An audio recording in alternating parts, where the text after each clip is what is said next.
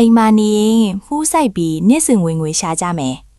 အလုံးမအားလို့နေရာမရှိလို့ဆိုပြီးအပေါ်ဝင်ငွေရှာဖို့လက်တွက်နေသလားဒီမှာကြည့်ပါကိုအိမ်ကမောင်ပြီးဆိုစွတ်တဲ့နေရာလေးတစ်ခုရှိုံနဲ့တင်နေတိုင်းပတ်စံရှာလို့ရနေပါပြီမှုဆိုတာကဟင်းချက်ရတာလွယ်ကူသလိုကျမအီနဲ့လည်းညီညွတ်တော့ဈေးကွက်မှာအမြဲတမ်းဝယ်လို့အားရှိနေတာပါ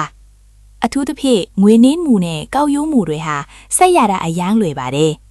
အပူချိန်နဲ့ဆိုထိုက်ဆိုင်ထိမိယုံနဲ့တင်တပတ်အတွင်းမှာတင်ခူးရောက်လို့ရပါပြီအစင်းတစ်ယုံကြည်ရတဲ့မျိုးစဲထုတ်မှုထုတ်ကိုဝယ်ယူပါအစင်းနှစ်အလင်းရောင်တိုက်ရိုက်မကြတဲ့လေဝင်ထွက်ရှိတဲ့နေရာမှာဆင်နဲ့စနစ်ကြကြထားပါ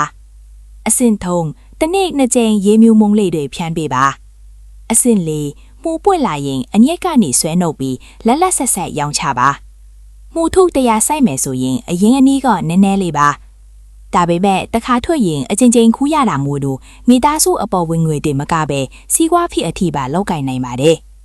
အနီးအနားကဈေးတဲ့တွေစားတောက်ဆိုင်တွေနဲ့ချိတ်ဆက်ထားရင်ပစ္စည်းမလောက်နိုင်အောင်ရောင်းရမှာပါပဲစိုက်ပျိုးနည်းအသေးစိတ်နဲ့မှုမျိုးထုတ်ဝယ်ရမယ့်နေရာတွေကိုသိချင်နေဆိုရင်တော့ comment မှာမှုလို့ရေးပေးခဲ့ပါအောင်အားလုံးပဲအိမ်မာနေရေးဝင်ငွေတိုးကြပါစေခင်ဗျ